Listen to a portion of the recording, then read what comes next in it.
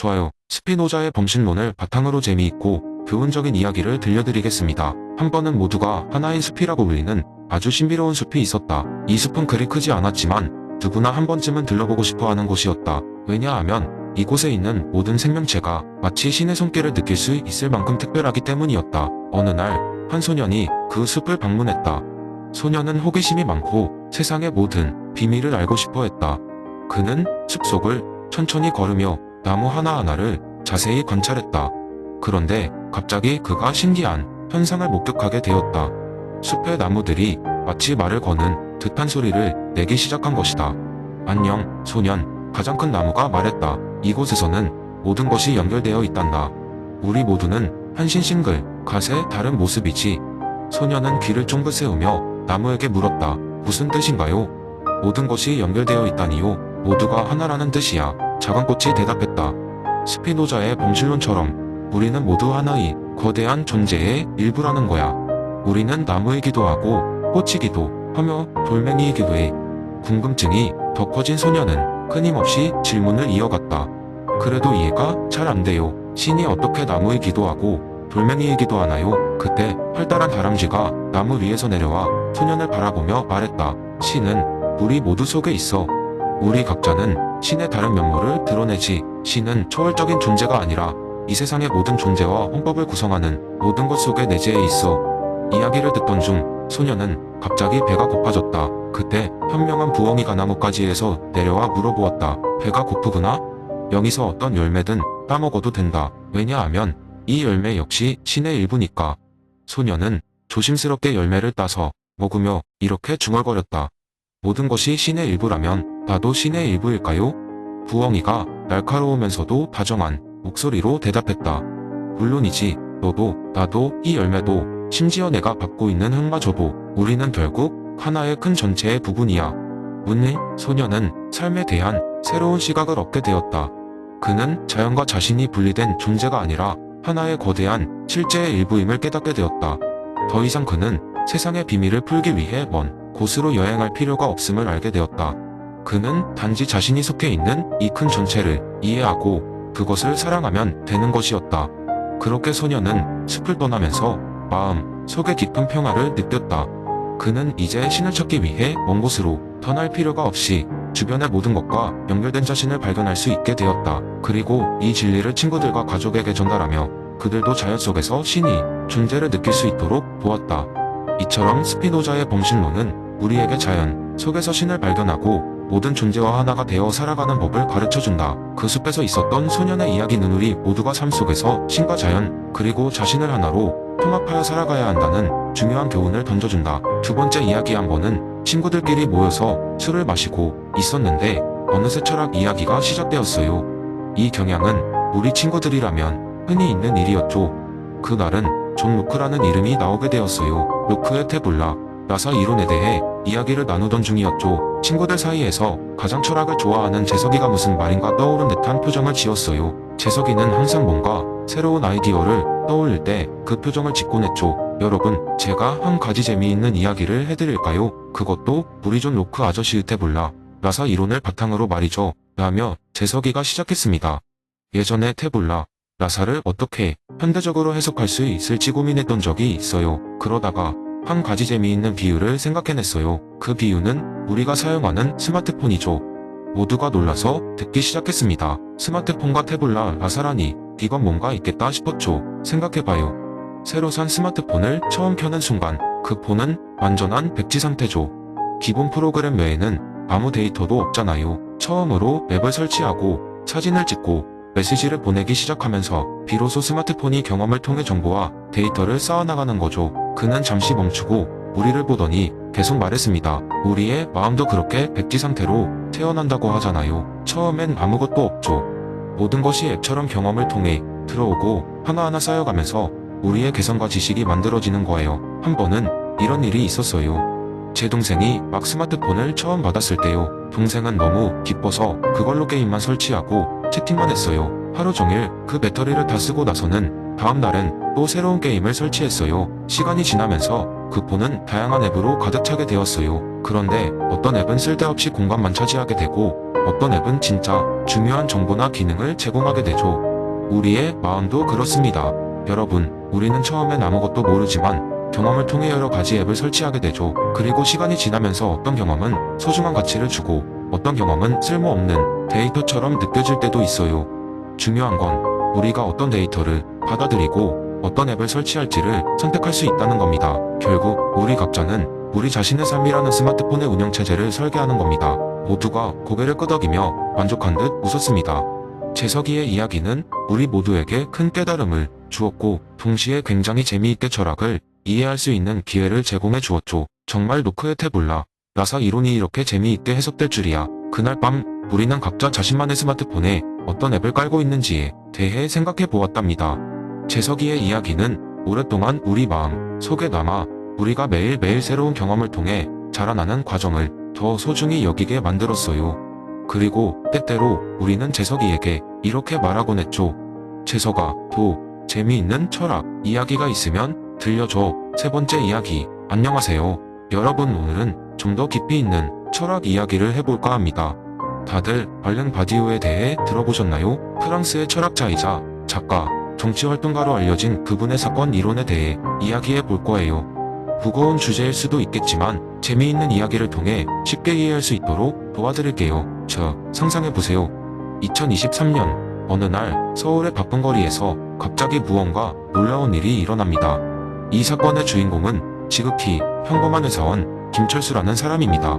철수는 매일 아침 8시에 일어나 지하철을 타고 회사로 출근하는 평범한 30대 남성입니다. 그의 일상은 매우 규칙적이어서 친구들은 그에게 기계라고 부를 정도였죠. 그날도 어김없이 철수는 출근길에 올랐고 지하철에서 스마트폰을 보며 시간을 보내고 있었습니다. 그러나 그날 지하철이 한강철교를 지나고 있을 때 갑자기 지하철이 멈췄습니다. 사람들이 복잡한 얼굴로 불평하고 있었지만 철수는 여느 때처럼 스마트폰에 집중하고 있었습니다. 그런데 그 순간 철수는 스마트폰 화면에서 이상한 메시지를 발견했습니다. 진실을 원한다면 나와 함께 와라. 메시지가 뜬 스마트폰 화면이 갑자기 꺼지면서 철수는 잠시 멍해졌습니다. 그리고 철수의 눈앞에 나타난 것은 한복을 입은 채 무언가 심상치 않은 분위기를 풍기는 노파였습니다. 할머니는 아무 말 없이 철수를 바라보며 손짓을 했고 철수는 마치 체면에 걸린 것처럼 할머니를 따라 지하철 밖으로 나갔습니다. 사람들은 그 장면을 아무도 신경 쓰지 않았습니다. 마치 철수가 투명인간이라도 된 듯 할머니는 철수를 한강 변이 작은 초가집으로 데려갔습니다. 그곳에서 할머니는 철수에게 비밀스러운 이야기를 들려주었습니다. 한강 밑바닥에 묻혀있는 고대의 진리가 담긴 책이 있는데 이 책이 바로 오래전부터 전해 내려오는 사건의 책이라고 했습니다. 이 책이 발견되는 그 순간부터 세계는 근본적으로 변화하게 된다고 말입니다. 그러나 그 책을 발견하고 읽어낸 사람만이 새로운 진리를 열어갈 수 있다고 했죠. 철수는 그 말을 듣고 고개를 끄덕이긴 했지만 그 순간에도 왜 자신이 이런 일을 겪고 있는지 이해하지 못했습니다. 그러나 할머니의 마지막 말, 너는 그 책을 찾아야 해. 그것이 너의 운명이야.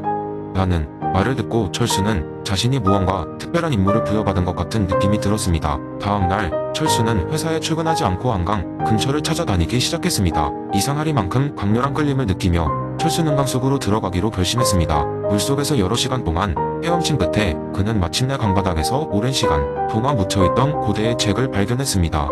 그 책을 열고 첫 장을 읽은 순간 철수 주위의 세계가 마치 퍼즐이 맞춰지듯 급격하게 재구성되었습니다. 주변의 풍경이 변하고 사람들의 눈빛이 달라졌습니다. 철수는 그 순간 자신이 바디오가 말하는 사건의 주인공이 되었다는 것을 깨달았습니다. 이제 철수에게는 충실성이 필요했습니다. 사건이 가져온 새로운 진리에 충실하게 살아가는 행위, 즉 자신이 발견한 진리를 바탕으로 새로운 가능성을 창출하는 행위가 바로 그것이었죠. 그는 그날 이후로 평범한 회사원이 아닌 새로운 진리를 전파하는 철학자이자 활동가로 변신했습니다. 철수의 이야기는 바디우의 이론을 아주 실감나게 설명해줍니다. 기존의 법칙과 질서체계에서 벗어난 혁명적이고 일관성 없는 사건이 그의 삶을 급격하게 변화시켰고 그 후 그는 새로운 진리 속에서 살아가기로 결심했습니다. 철수는 더 이상 기계가 아닌 새로운 진리를 향해 나아가는 사람으로 재탄생한 것입니다. 여러분도 언제든지 김철수처럼 사건이 주인공이 될 수 있습니다. 중요한 것은 그 사건이 일어났을 때 그것을 인식하고 새로운 진리에 충실하게 살아가기로 결심하는 것입니다. 누군가에게는 그것이 사랑이 될 수 있고 다른 누군가에게는 정치적 혁명이 될 수도 있겠죠. 사건은 언제나 우리 주변에 있으며 그것을 어떻게 받아들이고 행동하느냐가 우리 미래를 결정짓는 중요한 요소가 됩니다. 이제 여러분도 자신의 사건을 찾아보세요. 세상은 언제나 새로운 가능성으로 가득 차 있으니까요. 네 번째 이야기, 길버트 하먼이 제시한 내재주의 이론을 바탕으로 저는 한번 사회적 혼란을 가져온 특별한 마을에 대한 흥미진진한 이야기를 들려드리겠습니다. 수세기를 걸쳐 내려온 작은 산악 마을 화합초는 현대 도시와는 거리가 먼 전통적인 생활 방식을 유지하고 있었습니다. 이 고유한 마을의 주민들은 대대로 전해져 내려오는 독특한 도덕적 규범을 가지고 살았습니다. 마을의 중심에는 언제나 공정함을 상징하는 고백의 나무가 있었죠. 이 나무는 마을 주민들이 자신의 잘못을 스스로 고백하고 용서를 구하는 전통을 가지게 하였습니다. 화합촌의 도덕적 규범은 간단했습니다. 잘못을 저질렀다면 고백의 나무 앞에서 자신의 죄를 고백하고 마을 사람들로부터 용서를 받는 것이 관습이었습니다. 그럼에도 마을 사람들은 이를 힘들어하지 않았고 오히려 공동체의 결속력이 더욱 강해졌다고 믿었습니다. 여기서 중요한 점은 마을 밖 세계에서는 보기 드문 이들의 도덕적 규범이 마을 주민들에게는 절대적 진리처럼 받아들여졌다는 것입니다. 한편 어느 날 한 젊은 학자가 연구 목적으로 화합촌을 방문하게 되었습니다. 그의 이름은 앤드류였고 그는 도덕적 상대성에 대한 연구를 하기 위해 이 작은 마을에 머물게 되었습니다. 앤드류는 첫날부터 마을의 전통에 깊은 인상을 받았습니다. 마을 사람들은 그에게도 환영의 손을 내밀었지만 앤드류는 한 가지 특별한 규칙에 의문을 품게 되었습니다. 바로 한 달에 한 번 마을 사람들이 고백하기 위해 줄을 서서 자신들의 잘못을 공적으로 발표하는 장면이었습니다. 앤드류에게는 이해하기 힘든 관습이었지만 그는 이들의 방식이 내재주의의 현재 모습이라는 사실을 깨닫게 되었습니다. 그는 이 상황을 깊이 탐구하기로 했습니다. 몇 주가 지나고 앤드류는 마을 사람들이 겪는 도덕적 딜레마와 그것을 해결하는 과정을 가까이서 지켜보았습니다.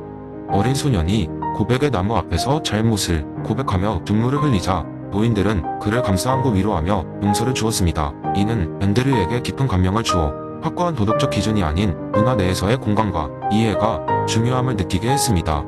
그러던 중 큰 사건이 발생했습니다. 마을 외부에서 한 무리의 여행자들이 도착해 마을의 도덕적 규범을 전혀 이해하지 못한 채 불편한 반응을 보였습니다. 그들은 이 고백의 의식을 일종의 강제적 수치심이라 생각하며 비판하기 시작했습니다. 충돌이 일어났고 양측의 불만이 커져갔습니다. 결국 마을 회의가 열렸습니다. 여행자들은 마을 사람들에게 어떻게 그렇게 비인도적인 규범을 따를 수 있느냐고 물었고 마을 사람들은 이곳에서는 우리가 믿는 방식이 있다고 대답했습니다. 양측은 서로의 도덕적 기준을 이해할 수 없었고 갈등은 더욱 심해졌습니다. 그때 앤드류가 나서서 화합촌과 외부 세계의 도덕적 기준이 다르다는 사실을 설명하며 길버트 하먼의 내재주의 이론을 소개했습니다. 그는 우리의 도덕적 판단이 항상 객관적 진리에 기반한 것이 아니라 각자의 문화와 사회적 맥락에서 형성된다는 이론을 설명하며 두 그룹의 다양한 도덕적 시각을 이해하는 것이 중요한 것임을 강조했습니다.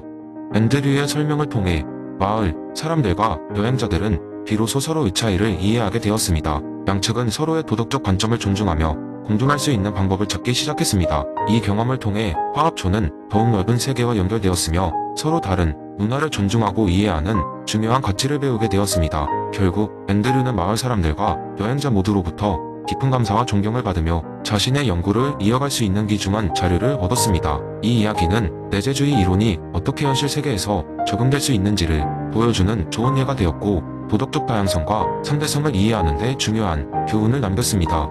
그 후 화합촌의 고백의 나무는 마을 내부와 외부 세계 간의 이해와 존중이 더욱 깊어지는 상징이 되었으며 모두가 고백의 나무 아래서 자신의 이야기를 나누게 되었습니다.